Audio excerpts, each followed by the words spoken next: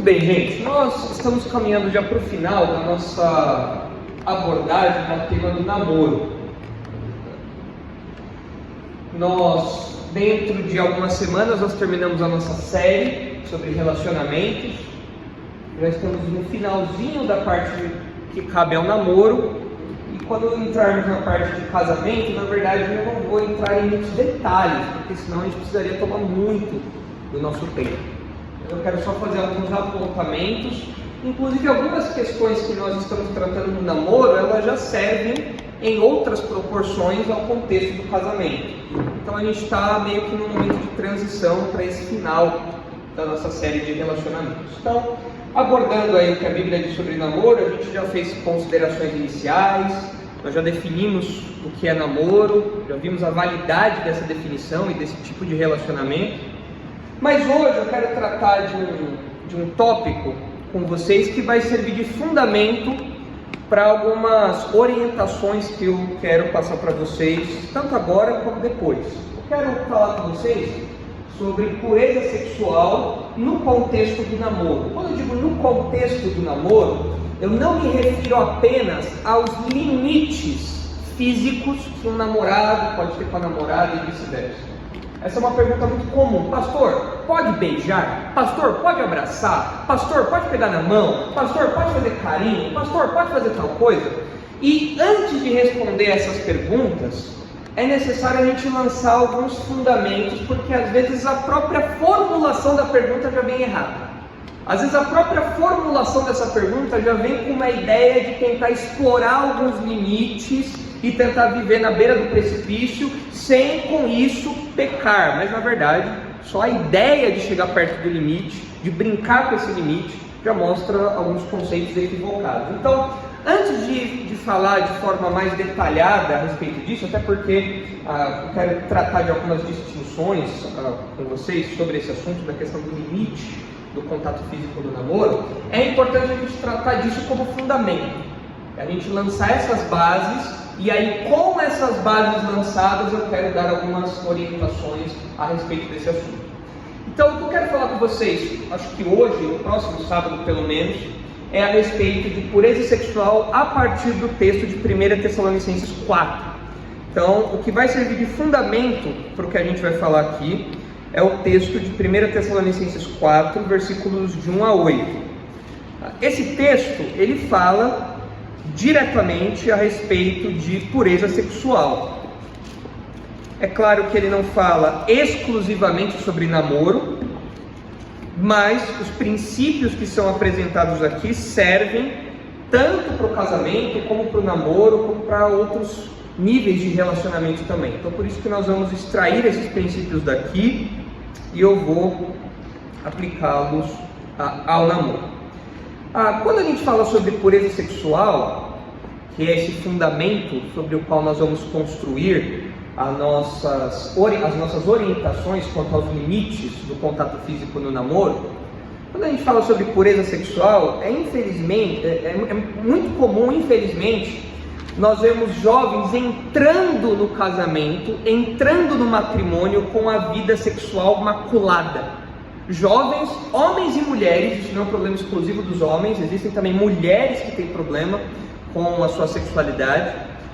E esses jovens, às vezes por falta de orientação, ou às vezes por terem um passado muito conturbado, como a gente viu nas últimas exposições, essas pessoas entram no casamento, entram numa relação que é para toda a vida e acabam entrando com manchas muito sérias que comprometem a saúde do casamento, que comprometem a saúde do relacionamento. Então essas manchas da sexualidade podem ser físicas, espirituais, emocionais, psicológicas, ou seja, que diz respeito à mente do indivíduo, aos pensamentos do indivíduo. Isso pode trazer uma série de frustrações. Então, o motivo pelo qual você tem que estar muito atento a esse tópico é porque se você não cuidar da sua pureza sexual antes, durante e depois do namoro, muito provavelmente você vai enfrentar por algumas dificuldades, você vai passar por alguns problemas. Eu trouxe aqui só dois para ilustrar para vocês. Dois problemas que alguns casais casados enfrentam quando entram no casamento com uma vida sexual manchada, maculada. O primeiro deles é a frustração. Por que a frustração chega a esses jovens? Porque eles não conseguem obter aquilo que eles fantasiaram ao longo de toda a sua solteirice. Por conta do contato com a pornografia, por causa do contato com esse universo sujo da sexualidade pervertida, o jovem muitas vezes entra, ou a jovem muitas vezes entra no casamento com expectativas surreais. Expectativas que não existem na realidade, coisas que não se materializam no mundo real. E por isso, quando ele vê que a sua esposa não é como a mulher do filme pornográfico que ele assistia, ou a moça vê que o rapaz não é um homem como aquele que ela via nas imagens pornográficas, enfim, quando isso acontece, vem a frustração. Tem esse grande balde de água fria aí que pode trazer muitos problemas para o relacionamento. Quando uma das partes teve, por exemplo, uma vida sexual ativa durante a sua incredulidade, ou mesmo quando era crente, mas tinha vários parceiros ou parceiras sexuais, muitas vezes a frustração vem porque há uma comparação terrível e injusta entre a moça com a qual ele se casou e as moças com as quais ele se relacionou no passado. E essa comparação muitas vezes é injusta, é óbvio, porque a moça, sendo crente e não tendo às vezes uma vida sexual ativa do passado, ela evidentemente pensa, age de um modo muito diferente daquelas outras moças com as quais o rapaz se relacionou. E tudo isso, seja para o homem, seja para a mulher, vai trazendo uma série de frustrações. Na esteira disso, outro item que eu coloquei aqui dessas manchas é a tristeza, porque com o tempo, muitas vezes, isso não é tão raro quanto parece, infelizmente, com o tempo a esposa se vê obrigada a servir ou a ceder às fantasias sexuais do marido. Talvez você esteja falando, nossa pastor, mas é muito pesado falar disso agora, mas eu quero que você sinta o peso disso mesmo. Isso daqui é um tópico mais do que pesado, é um elefante que a gente tem que falar, porque muitos relacionamentos começam a ser destruídos, casamentos começam a ruir com essa tristeza, porque a esposa, diante das fantasias sexuais, das fantasias pornográficas do marido, ela se vê cedendo terreno para aquilo, a fim de tentar segurar o marido, a fim de tentar preservar o casamento. A mesma coisa, às vezes o rapaz faz isso, para tentar preservar o casamento, e tudo isso traz tristeza, porque a pessoa se vê como um objeto sexual, e não mais como alguém que está numa relação real, uma relação de marido e esposa, de acordo com a palavra de Deus. E a sequência disso é um casamento frio, é um casamento distante, onde não tem mais intimidade, porque toda a beleza do casamento foi pelo ralo, toda a beleza da sexualidade foi pelo ralo. Então, se você entra em um casamento sem o zelo primário, principal, o zelo absoluto pela pureza sexual, você provavelmente vai amargar algumas dessas coisas aqui. Então tudo isso serve para vocês agora. Talvez você não tenha ninguém no seu horizonte, talvez você nem pense em namoro agora, mas você já tem que se preocupar com isso. Você já está desde agora se preparando como candidato, como candidata, para lá no futuro namorar, noivar e casar com alguém. E se você já namora, já é noivo, já é casado, isso daqui continua sendo importante para você também. Não é à toa que esse é um dos assuntos em que a Bíblia usa de um palavreado mais duro, palavreado mais severo, palavreado mais rigoroso. Não apenas porque era um problema daqueles crentes, mas porque é um assunto muito caro para Deus. E se você dá de ombros para isso, achando que isso não é importante, você está dando de ombros à palavra de Deus. Porque desde o Antigo Testamento, todo o Novo Testamento, nós vemos o valor que Deus dá a isso. Então eu quero explorar um pouco desse universo com vocês. E como eu disse, isso vai servir de base para algumas orientações que eu quero dar depois. É comum a gente ver jovens se preocupando com a virgindade. A pessoa nunca ter se envolvido no intercurso sexual. Isso é muito comum. Ah, mas eu sou virgem. Ah, mas eu sou virgem. E essa preocupação com a virgindade é algo legítimo e algo necessário. Você tem que se preocupar com a sua virgindade, sim. Mas eu quero alertá-lo antes de entrarmos na exposição do texto, nesse tópico de modo mais detido, eu quero alertá-lo que a virgindade por si só não diz muita coisa. Porque você pode ser uma pessoa virgem, mas uma pessoa completamente imoral. Você pode nunca ter se deitado na cama com uma mulher, nunca ter se deitado na cama com um rapaz, mas você pode ser um prostituto dentro da sua cabeça. Você pode ser uma prostituta dentro da sua cabeça. Você pode ser alguém envolvido nas maiores sujidades dentro da sua cabeça. Você pode nunca ter se deitado com alguém, mas você pode estar tão dentro desse universo que você é um imoral, e a sua virgindade não tem valor nenhum nesse contexto. Muitas pessoas se gabam da sua virgindade por fora, como se isso fosse uma grande credencial, mas por dentro são verdadeiros sepulcros caiados, podridão e morte dentro dessas pessoas. Então você tem que se preocupar com a sua virgindade, mas a sua virgindade por si só, ela não é sinônimo de pureza sexual. Castidade, virgindade é um componente da pureza sexual, mas ela não é por si só a pureza sexual. Você pode confundir isso muito facilmente. Eu quero deixar essa distinção bem clara para você. Inclusive, dentro desse assunto, é muito triste ver que casais de namorados se envolvem em carícias sexuais, em toques sexuais, mas não chegam até o ponto de perder a virgindade, da moça e do rapaz perderem a virgindade. Mas eles se envolvem sexualmente de modo tão ativo, e eles se envolvem de modo tão intenso, que tudo bem, eles não perderam a virgindade, para eles está tudo certo. Está errado. Está errado. Imoralidade, prostituição, do mesmo jeito a Bíblia chama isso de prostituição. É a palavra que aparece aí no texto de Tessalonicenses. Então cuidado, esteja alerta a isso, porque não basta você ser virgem, a sua santidade tem que ser completa. Por isso que eu coloquei ali que é antes, durante e depois do namoro. Quando a gente fala sobre guardar-se para o casamento, intuitivamente, inicialmente, nós pensamos na questão da virgindade, mas eu listei aqui outras áreas que são abrangidas por essa expressão, guardar-se para o casamento. Guardar-se para o casamento abrange os seus pensamentos, aquilo que você imagina e aquilo que você fantasia, aquilo que você fica alimentando dentro da sua cabeça. Pureza sexual envolve isso daí. Guardar-se para o casamento envolve os seus pensamentos, envolve os seus olhos, aquilo que você assiste. Se você ficar à vontade com nudez na televisão, se você ficar à vontade com nudez nos filmes, nas séries, se você vai atrás de conteúdo erótico, pornográfico, isso tem a ver com guardar-se para o casamento.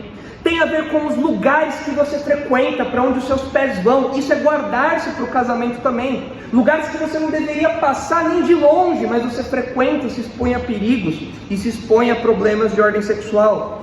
Os seus lábios, aquilo que você conversa, aquilo que está no seu papo. Os seus ouvidos, aquilo que você ouve. Existe hoje uma forte, não é pornografia, mas eu não sei o nome técnico para isso, mas são músicas pornográficas, se é que dá para dizer isso. Tem um termo técnico para isso, me fugiu o nome agora. Mas são músicas de ritmo, letra e melodia, não sei como é que fala, harmonia erótico. São coisas que te estimulam sexualmente. As músicas da Anitta estão aí para mostrar isso. Elas são sexualmente apelativas, não só no conteúdo, mas na própria expressão musical. Você tem que tomar cuidado com o que você ouve. Isso envolve pureza sexual. O que você toca, pureza sexual. O que você faz com suas mãos. Até a roupa que você veste. Rapazes e moças. Roupas indecentes, indecorosas, decotadas, inapropriadas, justas demais. Tudo isso diz respeito à pureza sexual. E só então eu listei aqui a preocupação que você tem que ter com os seus órgãos sexuais. Só agora. Ou seja, pureza sexual envolve diversos itens antes de chegar propriamente dito naquilo que para o mundo é caracterizado como sexualidade. Para nós não é assim. A pureza sexual envolve muita coisa antes de você concretizar um ato sexual usando do seu corpo e dos órgãos que Deus fez para isso. Então o que eu quero apresentar para vocês, começar a apresentar aqui para vocês, a partir do texto de 1 Tessalonicenses 4, de 1 a 8, são 4 ingredientes para a santidade sexual. E você tem que ter esses 4 ingredientes na sua vida. Você precisa ter na sua cozinha mental, na sua cozinha de vida, no seu panelão de vivência, esses 4 ingredientes têm que estar ali.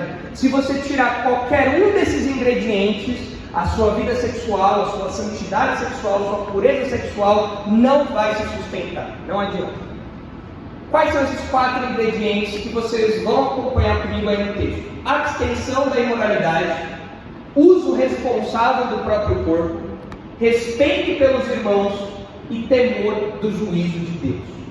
São esses 4 ingredientes que Paulo explora aqui nesse texto e que eu quero explorar com vocês, de modo que quer você namore, quer você não namore, a partir desse roteiro aí, você desde já zele pela sua pureza. Não apenas para agradar a Deus, mas para proteger, preservar a você, o seu casamento e a sua futura esposa ou seu futuro marido.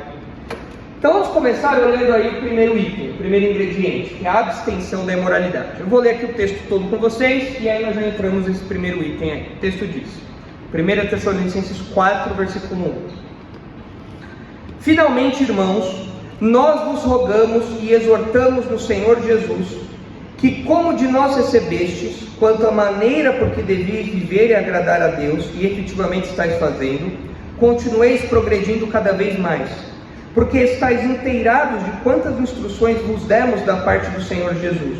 Pois esta é a vontade de Deus, a vossa santificação, que vos abstenhais da prostituição, que cada um de vós saiba possuir o próprio corpo em santificação e honra, não com desejo de lascívia, como os gentios que não conhecem a Deus, e que nesta matéria ninguém ofenda nem defraude o seu irmão, porque o Senhor, contra todas estas coisas, como antes vos avisamos e testificamos claramente, é o vingador. Porquanto Deus não nos chamou para a impureza, e sim para a santificação. De certo, quem rejeita estas coisas não rejeita o homem, e sim a Deus, que também vos dá o seu Espírito Santo. Então, o primeiro item ali da lista, o primeiro ingrediente da santidade sexual é a abstenção da imoralidade. Nos versículos 1 a 3, a gente percebe que Paulo tem muito claro em sua mente, ele quer deixar isso claro para aqueles crentes de Tessalônica, que eles não eram crentes negligentes. Pelo contrário, o texto fala que eles já estavam obedecendo as instruções de Paulo. Ele deixa isso claro no versículo 1. Mas, apesar daqueles crentes já estarem crescendo espiritualmente, eles não podiam dar-se por satisfeitos com o que eles tinham obtido até aquele momento. Eles tinham que continuar crescendo. E esse zelo pelo crescimento contínuo é fundamental para todo crente. Você nunca pode estar satisfeito com a sua vida espiritual. Nunca. Você nunca pode olhar para si mesmo e falar, não, agora eu cheguei num ponto que está tudo bem, que está tudo tranquilo, agora eu cheguei no auge, agora não tem como eu crescer mais. Não, o crente não é assim. O crente busca conhecimento e o crente se empenha cada vez mais por crescer espiritualmente. É isso que Paulo fala que os crentes de Tessalônica tinham que fazer. No versículo 2 ele diz, porque estáis inteirados de quantas instruções vos demos da parte do Senhor Jesus. Pois esta é a vontade de Deus, a vossa santificação, que vos abstenhais da prostituição. É curioso que muitas vezes os crentes vivem uma angústia surreal, tentando descobrir a vontade de Deus. A vontade de Deus é motivo de livro, motivo de filme, motivo de série, motivo de conferência, motivo de tudo. Por quê? O jovem quer descobrir a vontade de Deus. O que geralmente o jovem pensa com isso? Eu quero saber com quem eu vou me casar, eu quero saber qual vai ser meu emprego, eu quero saber onde eu vou morar, eu quero saber em que cidade eu vou ter uma casa. A curiosidade do jovem geralmente é espiritualizada por essa ideia de buscar a vontade de Deus, como se a vontade de Deus fosse uma bola de cristal que o jovem esfrega e então Deus mostra para ele o futuro. Não é isso que vontade de Deus significa aqui na Bíblia, não é isso que Paulo quer falar. Quando nós vemos aqui a expressãozinha vontade de Deus, nós olhando para o que a Bíblia diz a respeito disso, para esse texto aqui, a gente percebe que Deus não está preocupado em revelar para nós o nosso futuro. Deus não está preocupado com isso. Aquilo que Ele quer que nós saibamos do futuro, Ele já nos revelou na Bíblia. Agora, com quem você vai casar, com quem você vai, onde você vai morar, onde você vai trabalhar, esse tipo de coisa não está nos planos de Deus te revelar previamente. O que Deus quer, e essa é a vontade revelada dele, é que você viva de modo alinhado com a moral dele, com os planos morais de Deus, com a vontade moral de Deus. Ou seja, Deus quer que você viva em santidade. É isso que o texto fala aqui. Então, mais do que você ficar preocupado em tentar saber qual vai ser o futuro, como vai ser o futuro, você tem que se preocupar em viver o hoje de acordo com a vontade que Deus já revelou, se abstendo dos pecados e viver uma vida de santidade. E o texto fala aí para nós que Paulo deu diversas instruções sobre como os tessalonicenses deveriam viver. E é importante vocês olharem esse versículo 2 e guardarem esse versículo 2, porque existe uma tendência evangélica contemporânea que diz que o crente não tem que obedecer instruções. O crente pode viver do jeito que ele quiser e ainda assim ele vai ser santo, ainda assim ele vai viver de modo que agrada a Deus, porque ele tem liberdade. A liberdade então seria a ausência de regras, instruções e imperativos. Mas Paulo deixa claro que ele deu várias instruções para os tessalonicenses de como eles deveriam viver. Então é claro que nós não defendemos regrinhas legalistas, mas nós também não defendemos nenhum modelo libertino. Existem sim instruções que o crente deve ouvir sobre como ele deve se comportar, inclusive no campo da sexualidade. Não deve fazer sexo antes do casamento, não deve se envolver em fornicação, não deve se envolver em pornografia, não deve usar roupa indecente. São instruções que emanam da palavra de Deus e que o crente tem sim que ouvir. Então, esse discurso que existe hoje em dia é totalmente anulado por um simples versículo aí, como esse, que mostra que a Bíblia tem imperativos, e você tem que conhecer os imperativos da Bíblia, você tem que saber o que a Bíblia diz, inclusive no campo sexual. Pensando, aliás, no campo sexual, você não tem autorização para viver a vida sexual do jeito que você bem entender. O Jean está aqui, representando o Jean e Yasmin, a Helene e o Victor estão aqui, estão noivos, já estão à beira do casamento. A vida sexual, que é algo desfrutado apenas no contexto do casamento, é algo que para os noivos, para todos, mas para os noivos, tem que estar muito claro. O desfrute disso não é o que eu penso ou o que eu deixo de pensar. É o que a palavra de Deus diz. É por isso que os noivos têm o aconselhamento pré-nupcial. O que é o aconselhamento pré-nupcial? Olha, nós vamos ver o que a Bíblia fala sobre o casamento, sobre a sexualidade, tudo isso. Por quê? Você tem que entrar no casamento sabendo essas coisas. A Bíblia é clara. Tem um livro inteiro da Bíblia que é dedicado ao sexo dentro do casamento, o livro de Cantares. E tem crente que nunca leu. Crente casado que nunca leu Cantares, nem sabe o que diz Cantares. Tem crente que está para casar, que vai casar, que já casou, que não sabe o que a Bíblia diz sobre sexualidade. Então é importante que isso tudo sempre esteja no nosso horizonte. Você não tem direito nenhum de viver a sexualidade do jeito que você quiser. Deus, como Criador, Ele tem o direito de determinar como as coisas funcionam. E mais, Deus, como Criador, Ele também tem o direito de punir aqueles que distorcem a sexualidade, aqueles que distorcem a beleza do presente que Deus deu na sexualidade. Como a gente vai ver mais adiante, a Bíblia traz várias orientações de Gênesis a Apocalipse. É claro que a gente não vai ver todas, mas o fato é que você, como crente, tem que ser conhecedor dessas coisas. Você nunca pode falar, eu já sei tudo. Mentira, você não sabe. Você tem que ter as verdades, essas verdades na ponta da língua. Você tem que fazer isso material de estudo, especialmente aqueles que vão se casar quando chegam mais perto dessa realidade, como eu mencionei agora há pouco. Peraí, o que a Bíblia diz sobre isso? Não é o que o fulano de tal diz no YouTube, não é o que o ciclano fala no livro YXZ lá, não é o que o guru da sexualidade saudável fala, não é o que o pastor Cláudio Duarte ensina com as piadinhas de duplo sentido dele, não. Você tem que saber o que a Bíblia diz sobre esse assunto. E a Bíblia tem muito a falar sobre sexualidade. E por isso, você tem que conhecer a vontade de Deus. É o que Paulo está falando aqui. Eu dei várias instruções para vocês. Vocês conhecem tudo isso. E vocês sabem que a vontade de Deus é a santificação de vocês. Tudo fundamentado na sua vontade. Santificação, que é a palavrinha que aparece aí, é um ato de dupla expressão. Significa tanto você separar-se do mundo, você ser separado, então você não se mistura com o mundo, você não é contaminado com as coisas do mundo, mas você é tirado dali. Mas significa também, não é que você fica no vácuo, porque significa também que você é separado do mundo para Deus. Então não basta você viver num suposto vácuo, porque esse vácuo não existe. Santificação significa você sair do mundo e direcionar-se para Deus. É isso que significa santificação. Se você sai do mundo e começa a viver do jeito que você acha que é certo, você continua vivendo de acordo com o mundo, porque a sua cabeça, a sua mente é influenciada pelo pecado. É por isso que você vai até a palavra de Deus para voltar a sua mente, para voltar o seu modo de viver para Deus. E Paulo ilustra de modo categórico o que está envolvido nesse processo de santificação no campo sexual. Ele fala aí no final do versículo 3 que santificação envolve abster-se da prostituição. Bom, abster-se significa manter distância, refrear os próprios desejos. Por conta da nossa natureza pecaminosa, os nossos impulsos sexuais, que em si não são errados, mas o pecado distorce isso, por conta dessa natureza pecaminosa, nós temos que refrear os nossos impulsos, porque eles são contrários àquilo que Deus quer de nós. Se vocês olharem em 1 Pedro 2, vocês vão reparar isso. 1 Pedro 2, 11.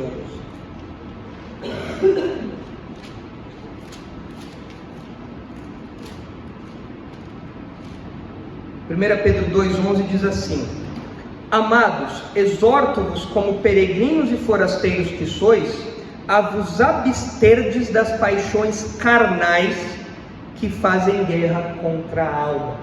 Vejam aqui a expressãozinha absterdes das paixões carnais. Abster-se significa você refrear e manter distância, segurar esses impulsos da carne, porque esses impulsos da nossa natureza pecaminosa nos levam a viver de um modo que desagrada a Deus no campo sexual. É viver de modo sexualmente desregrado. A solução para esses impulsos, de acordo com Paulo, é você se abster, é você ficar longe, é você manter distância disso. E ele fala que você deve se abster da prostituição. Essa palavrinha é uma palavrinha muito importante, que você tem que guardar no seu dicionário, no seu léxico mental. A palavrinha que aparece aqui para prostituição é a palavra porneia. Essa palavra é muito famosa entre os estudiosos de grego, que é uma palavra comum. E talvez na Bíblia de vocês esteja traduzido como na minha, que é prostituição, mas talvez uma versão ou outra esteja diferente. Porque a palavra porneia, ela não tem a ideia só de prostituição como sendo alguém que se vende por sexo, ou como um prostituto cultual que fazia algo, trabalhava aí com o sexo para algum tipo de rito ou coisa e tal. Não é isso, não se restringe a isso a palavra porneia. A palavra que Paulo usa aqui é uma palavra ampla e que envolve qualquer tipo de relação sexual ilícita. Qualquer tipo. Por isso que em algumas partes do Novo Testamento essa palavra é traduzida por imoralidade sexual ou por impureza, porque é algo abrangente.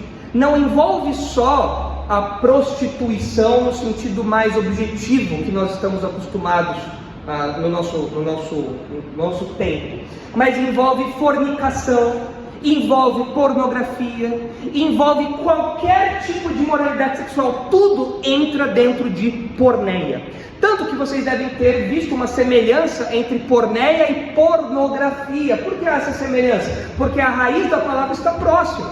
A nossa palavra pornografia vem dessa raiz. Então você tem uma palavra que Paulo usa que é abrangente. Agora olha só que interessante. Paulo fala que os crentes devem se abster da prostituição, não da relação sexual em si. Eu vou explicar o que eu quero dizer. O sexo em si não é pecado. O sexo em si não é o problema. O impulso sexual, como nós já vimos anteriormente em outros estudos, não é o problema em si. O problema é a prostituição. O problema é a imoralidade. O problema é a distorção do impulso sexual e da vida sexual. Tanto que lá em 1 Coríntios 7, Paulo fala, olha, aquele que não se aguenta de desejo, se case. Por causa da imoralidade, cada mulher deve ter o seu marido, cada homem deve ter a sua esposa. A mulher casada deve dar o que é devido ao marido, o marido deve dar o que é devido à esposa no campo sexual. Então Paulo não é contra o sexo, Paulo é contra o sexo desregrado, Paulo é contra o sexo desvirtuado, Paulo é contra a imoralidade sexual. É disso que ele fala para se abster. E é importante você manter isso em mente, porque eventualmente você vai topar com alguém que tem uma ideia errada de que o sexo em si é algo sujo, de que o sexo em si é algo errado, de que o sexo em si é algo pecaminoso, é algo que você tem que manter distância. Vivido dentro do contexto da palavra de Deus, dos limites que o próprio Deus colocou, o sexo é um presente, não uma maldição. Fora disso é que está o problema. É a distorção, é a perversão do sexo que é o problema. Inclusive, falando sobre perversão sexual, eu trouxe um quadro que mostra um padrão bíblico de sexualidade. Esse quadro eu tenho nas minhas anotações da época do seminário, e quem ministrou essa aula disse que tirou esse quadro daquele livro que eu já mencionei para vocês, Deus, Casamento e Família, do Andreas Kostenberg, acho que esse é o nome dele. Mas eu não pude conferir se está realmente lá no livro, mas eu tinha nas minhas anotações e eu achei por bem trazer aqui para vocês, porque aqui você tem uma tabela que mostra o modelo bíblico de sexualidade, está ali na primeira linha, homem e mulher, dentro do casamento, unidade e diversidade, e todas as distorções, todas as perversões da sexualidade, inclusive perversões essas que a Bíblia menciona. Então olha só, por que o padrão bíblico de sexualidade envolve homem e mulher? Porque você tem os dois se tornando uma só carne no ato sexual, então você tem unidade, mas você tem diversidade. É interessante observar isso. Quando Deus fez homem e mulher, quando Deus criou o homem e a mulher, criou o homem e a mulher como uma unidade diversa. Os dois são imagem e semelhança de Deus. Não é que Deus tenha sexo, não é isso. Mas homem e mulher juntos expressam características da imagem e semelhança de Deus. Então você tem unidade e diversidade. Quando você distorce isso, quando você perverte isso, alguma coisa sai ofendida, sai perdida, sai quebrada.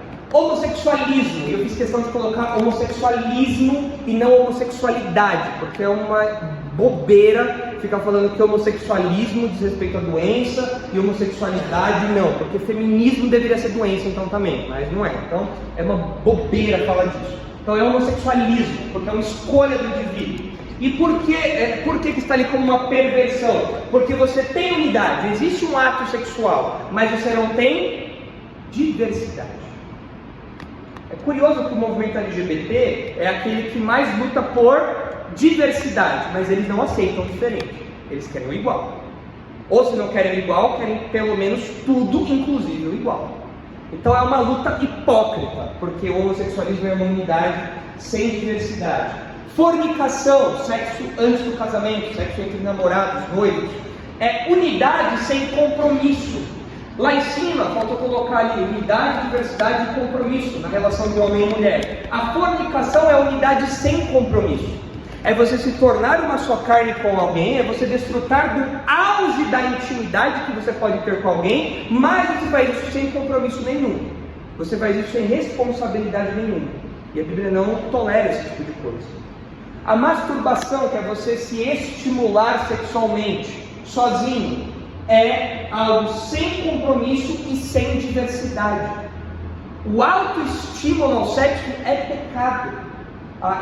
Existe talvez aí na mente de algumas pessoas, influenciado pela psicologia, a ideia de que o autoestímulo sexual é algo que faz bem. O autoestímulo pessoal é algo que traz benefício na saúde. Isso é mentira. Do ponto de vista teológico, do ponto de vista bíblico, isso é algo que perverte, que deturpa a verdadeira sexualidade, porque o seu corpo não foi feito para dar prazer para você. O seu corpo foi feito para dar prazer para o seu cônjuge, para outra pessoa, e vice-versa. Sexo é uma relação altruísta, nunca egoísta.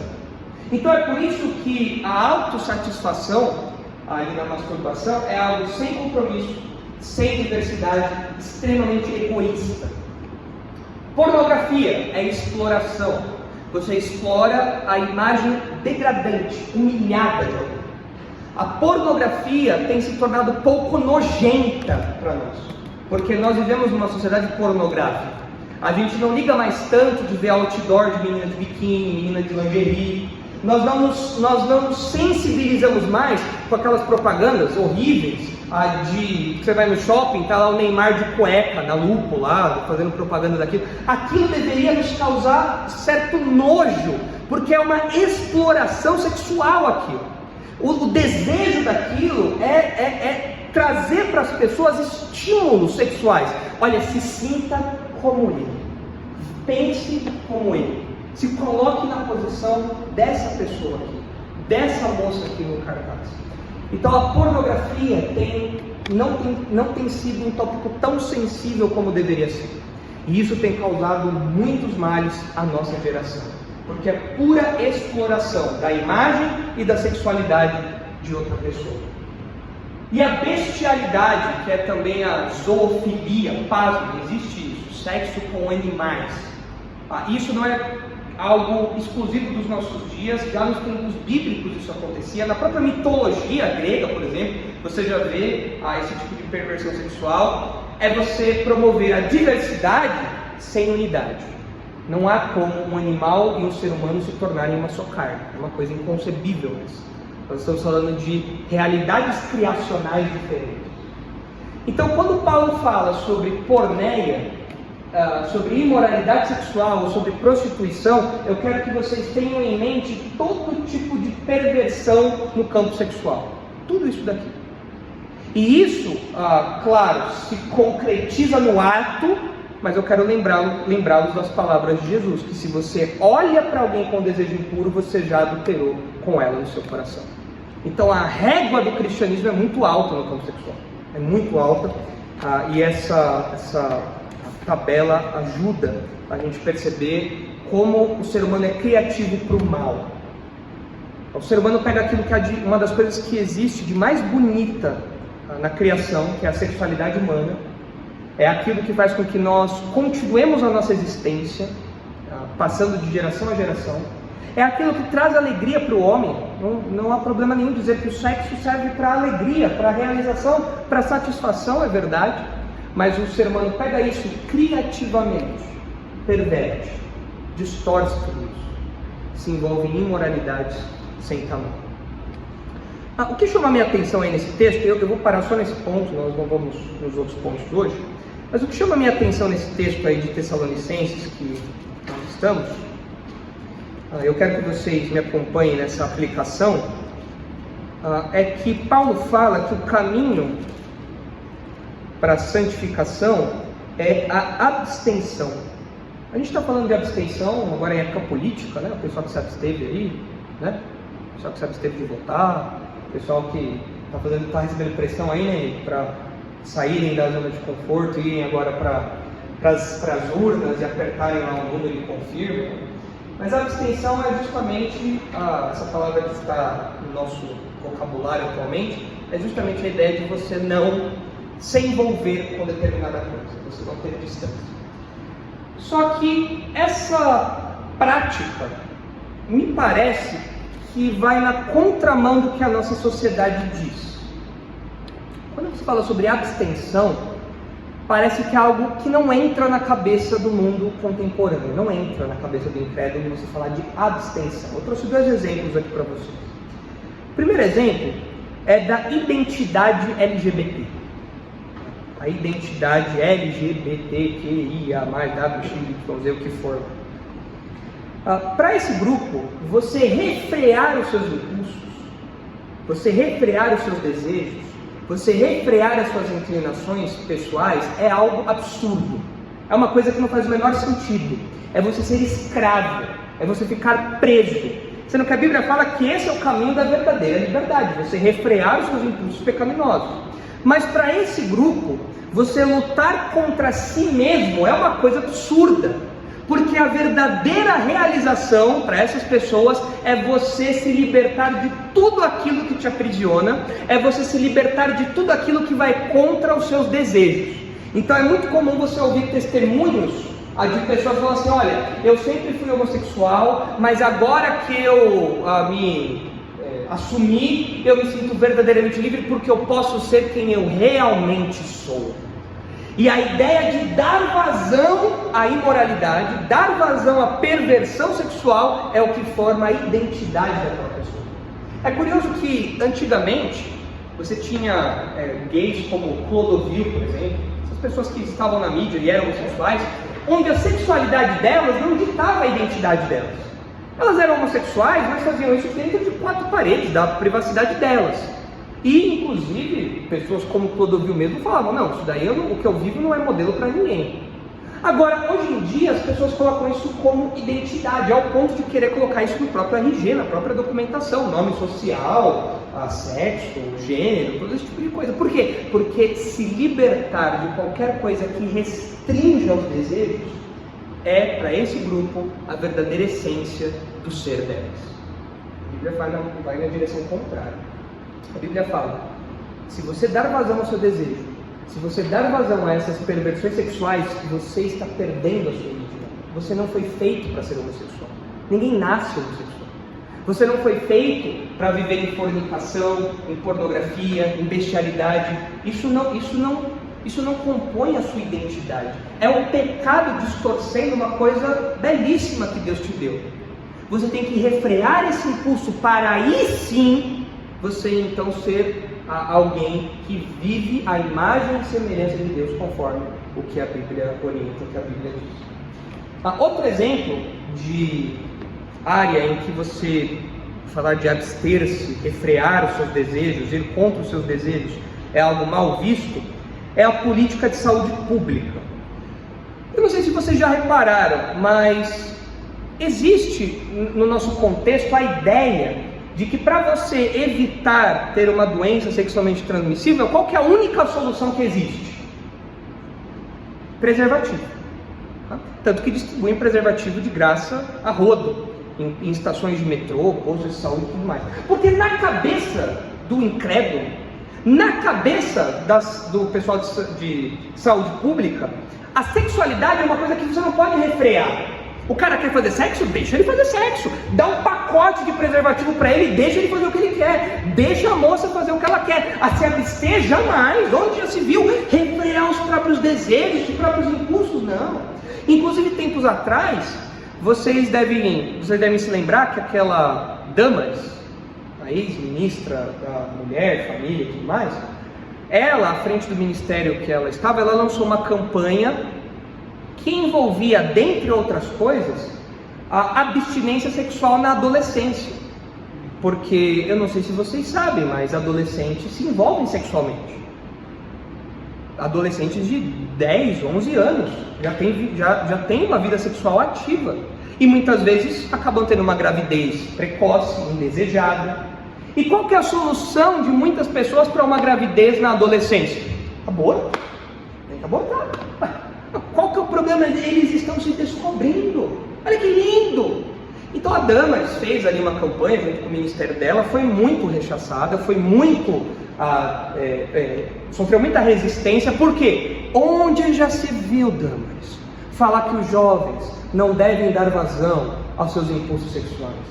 Onde já se viu?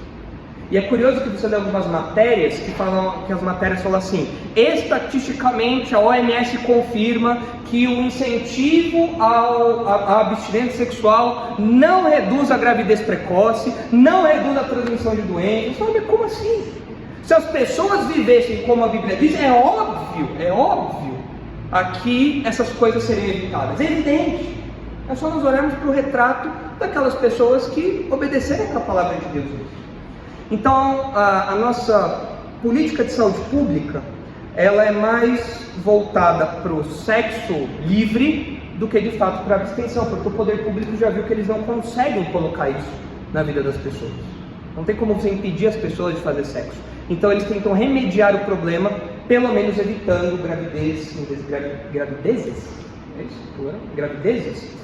evitando gravidezes indesejadas e doenças sexualmente transmissíveis. É você colocar um band-aid ali em cima para tentar evitar um problema maior. Por isso que eles distribuem preservativo e tudo mais.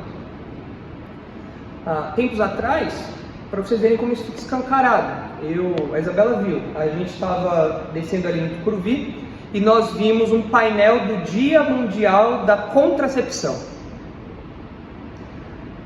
Eu não sei o que é o Dia Mundial da Contracepção, até porque hoje em dia existe dia de tudo, então não sei especificamente o que é o Dia Mundial da Contracepção.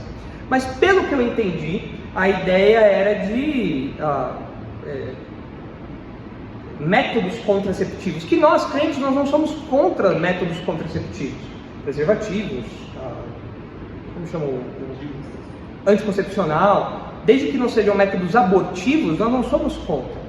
Mas por trás de uma propaganda que exalta o Dia Mundial da Contracepção e que não fala nada de abstinência sexual, o que está por trás de uma proposta dessa? Eu não sei todos os detalhes, mas para mim, algo público daquele jeito fica muito claro. Você pode viver a sua vida sexual do jeito que você quiser, porque depois nós temos um remedinho para você. Porque depois nós temos ou antes nós temos alguma coisinha que você pode fazer, que você pode tomar e viver a sua vida sexual de forma desregrada. Bom, o apóstolo Paulo não é assim que funciona. Para Paulo, viver a vontade de Deus na sexualidade é abster-se de todo tipo de moralidade. Isso significa que em maior ou menor grau você vai precisar lutar contra os seus impulsos diariamente. Dias serão mais fáceis, dias serão mais difíceis. Talvez você tenha impulsos homossexuais. Você não é homossexual, você é um crente, mas você tem impulsos homossexuais. Talvez você tenha que lutar com isso pelo resto da sua vida, mas você tem que lutar. A solução não é você tomar remédio X, não é você tomar remédio Y, a solução não é essa, porque a perversão sexual, o pecado acontece mesmo sob o efeito de remédios e drogas. É uma questão do coração. Você vai ter que lutar contra isso pelo resto da sua vida. Talvez o seu problema seja um problema com pornografia. Você vai ter que lutar com isso pelo resto da sua vida, um dia de cada vez, dias com lutas maiores, dias com lutas menores. Talvez o seu problema seja olhares indecorosos. Talvez o seu problema seja olhar para uma moça de forma indevida, olhar para um rapaz de forma indevida. Você vai ter que lutar com isso todos os dias e se abster de alimentar esses impulsos diariamente. Dias serão mais fáceis e dias exigirão cada célula do seu corpo. Esse é um exercício de uma virtude que nós estudamos recentemente com as moças, que é a virtude do domínio próprio. O que Paulo está falando aqui é que os crentes têm que exercer o domínio próprio. E isso, como nós sabemos, é um fruto do Espírito, ou seja, só o Espírito Santo pode produzir isso na vida do crente. Não tem como você ter uma vida sexual pura, não tem como você ter uma vida sexual verdadeiramente santa, sem a capacitação do Espírito Santo. Vejam o que diz Tito, capítulo 2.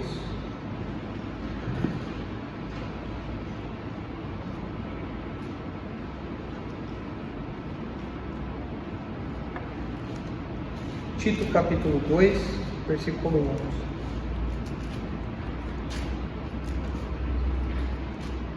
Olha só.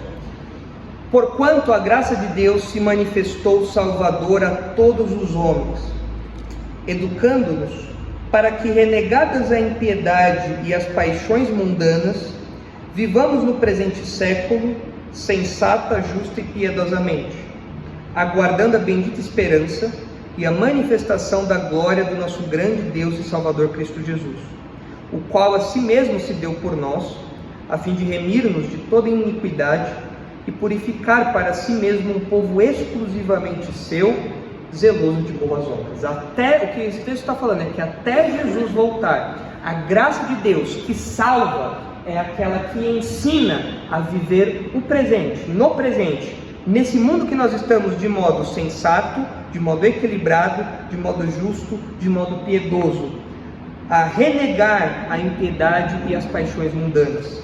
Vejam o que diz também o capítulo 3, versículo 3. Pois nós também outrora éramos nécios, desobedientes, desgarrados, escravos de toda sorte de paixões e prazeres, vivendo em malícia e inveja, odiosos e odiando-nos uns aos outros. Quando, porém, se manifestou a benignidade de Deus, nosso Salvador, e o seu amor para com todos, não por obras de justiça praticadas por nós, mas segundo a sua misericórdia Ele nos salvou, mediante o lavar regenerador e renovador do Espírito Santo. Versículo 3 descreve todo mundo antes da conversão, e os versículos 4 e 5 mostram a conversão. No versículo 3, o destaque que eu dou é para as pessoas que eram escravas de toda sorte de paixões e prazeres. O incrédulo, por natureza pecaminosa, ele é alguém escravo dessas coisas aqui. Ele é escravo das perversões. Ele é escravo dos desejos impuros. Mas quando a graça de Deus, quando o Evangelho, quando a mensagem da salvação entra no jogo, aí as coisas mudam. Aí agora que você acredita, que você está convencido do seu pecado, você está convencido da ira de Deus, você está convencido da justiça de Jesus, e você crê no Evangelho agora, habitado pelo Espírito Santo, você pode desempenhar domínio próprio, você pode vencer esses impulsos pela graça de Deus, e você não é mais escravo dessas paixões, você não é mais escravo dos impulsos sexuais, você não é mais alguém entregue a esses desejos, agora você pode vencê-los com a capacitação do Espírito Santo. Então é por isso que nós vemos aí que o primeiro componente, o primeiro ingrediente para a santidade sexual é a abstenção da imoralidade, algo que só pode ser feito com o auxílio do Espírito Santo. O incrédulo, primeiro que ele não tem motivos para isso, e segundo que mesmo que ele tente, ele não tem força por si só. É por isso que nós carecemos constantemente da ação do Espírito Santo na nossa vida. Se você não consegue se abster de algum pecado de imoralidade, se você não consegue se afastar da porneia, se a sua mão sempre está suja, se os seus pés sempre estão sujos, se a sua mente sempre está suja, se os seus olhos estão sujos, seus ouvidos sujos, e você não consegue se afastar, você tem que se aproximar mais de Deus. Você tem que se agarrar mais a Deus. E você tem que ter noção da malignidade desse pecado aqui. Isso daqui não é algo para você dar de ombros.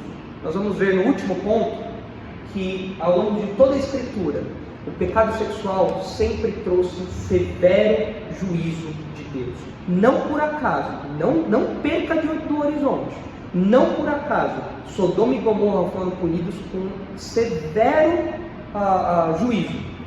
E dentre as marcas daqueles povos, nós tínhamos a imoralidade sexual. Breno. Falando ainda da imoralidade, realmente também o Jeff Dahmer, o assassino, o canibal. Sim. O canibal da série que a Netflix fez. Aí eu não assisti a série, porque eu não tenho Netflix, mas eu vi uma das últimas entrevistas dele, que ele diz por que ele fazia aquilo, porque ele não tinha propósito de vida. Ele era ateu, ele não acreditava em Deus, então por que eu vou ter um padrão de vida? Por que eu vou me abster dos meus desejos? Então ele tinha uma vida sexual ativa, assim, ele matava as vítimas para guardar os órgãos dele, praticar a sexualidade dele. Eu acho que você está falando daquela série da Netflix que está fazendo sucesso agora, né? É Dahmer, né? Eu não assisti, mas eu ouvi falar dele mesmo. Mas mesmo no passado, isso acho que é um pouco mais recente, porque ficou famoso pelo menos agora, um pouco mais recente. Mas no passado houve um cara chamado Ted Bundy, acho que esse era o nome dele. E ele era um serial killer, alguma coisa do tipo, não me lembro agora o certo. Mas em entrevistas ele falou que muito das perversidades que ele fez começaram na pornografia. Porque quando você dá lado para uma imoralidade, a imoralidade nunca para naquele ponto. Você sempre vai mais além. Você sempre quer drogas mais pesadas. Se você não der um passo para trás, se você não se abster totalmente daquilo, é como um buraco negro que vai te sugar cada vez mais. Até o ponto de você virar um serial killer, alguém como esse Dahmer ou como outras pessoas. Parece que na entrevista também ele falou, parece que ele se converteu no final, porque depois da entrevista ele logo morreu. Eu não vi nada dele, eu só ouvi a história desse Ted Bundy, que é um pouco mais antiga. Acho que deve ter algum documentário dele também, desse Ted Bundy. Deve estar no YouTube, uma entrevista, alguma coisa assim, onde ele falava que ele começou com revistas pornográficas e tudo mais. Então vejam que esse primeiro item aí, esse primeiro ingrediente é fundamental. E em se tratando de namoro, isso é mais evidente ainda porque você tem duas pessoas em um compromisso e que uma pessoa deseja a outra. Se vocês, namorados ou futuros namorados, não mantiverem isso no horizonte de vocês, vocês vão cair em pecados sexuais. O temor aos pais não vai ser suficiente para segurar isso daqui. Não vai. O medo do pai descobrir, da mãe descobrir, não é suficiente para te impedir de cometer um pecado de ordem sexual. O que você precisa ter em mente são as orientações de Paulo. Porque as orientações de Paulo estão acima dos seus pais. Porque os seus pais não têm olhos em todo lugar, mas Deus tem. E Deus sabe se você está se abstendo ou não na sua mente. Quer você seja rapaz, quer você seja moça. Então, o primeiro item é a abstenção da imoralidade. Os outros itens a gente vê na próxima ocasião. Beleza? Papo pesado, né? Mas tem que falar. Tem que falar. E o Henrique depois vai falar para nós qual é dos 4 pontos ali mais chamou a atenção dele. Estou colocando tudo no mesmo slide para você agora. Pelo menos vão ser vários sermões e eu tenho que falar só uma vez. Só uma vez. Você já tem agora, você já vai. Então tem uma trégua aí no sábado. Mais alguma consideração ou podemos encerrar? Diga, Kevin.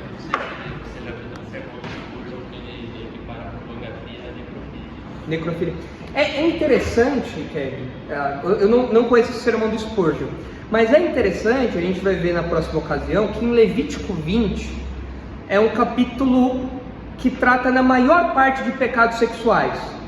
E no meio, ou na moldura desse texto, você tem pecados de idolatria, você tem pecados de desobediência aos pais, pecados terríveis que são colocados ali. Por quê? Por que o texto fala nessa ordem? Porque o texto quer mostrar que pecado sexual, inclusive a pornografia e outros, são pecados terríveis. São pecados assim, em um nível que a nossa sociedade não imagina. A nossa sociedade não imagina. E é terrível mesmo. É terrível mesmo.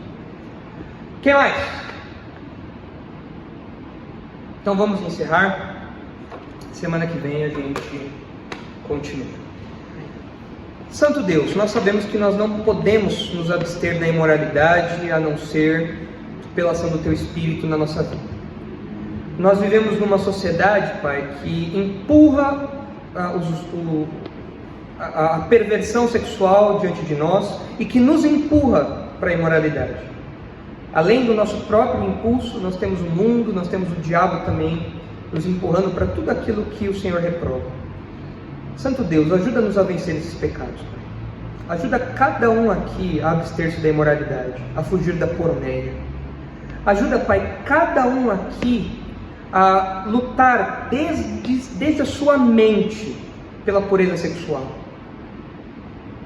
E que isso aconteça, Pai, não apenas pela preocupação consigo mesmo, não apenas pela preocupação com o futuro parceiro, futuro esposo, futura esposa, mas que isso aconteça por temor ao Senhor, que isso aconteça por respeito ao Senhor, que isso aconteça pelo zelo à piedade. Ajuda-nos, Pai, por favor, a vencer esses impulsos. O Senhor tem nos dado tudo o que precisamos para a vida e para a piedade. O Teu Espírito habita em nós, o próprio texto de Tessalonicenses fala isso ao final. Portanto, nós podemos vencer esses pecados. Ajuda-nos a vencê-los. Ajuda-nos a nos abster de tudo isso. Mesmo que o mundo lá fora grite o contrário. Mesmo que o nosso coração grite o contrário. Ajuda-nos a resistir a esses impulsos. Porque a nossa identidade não está em ceder a eles, mas justamente em resistir a eles, Pai.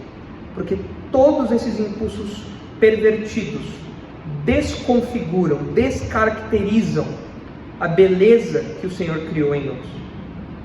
Ajuda-nos a viver com isso em mente e livra-nos desses pecados e suas consequências terríveis. Ao que nós oramos, em nome de Jesus. Amém.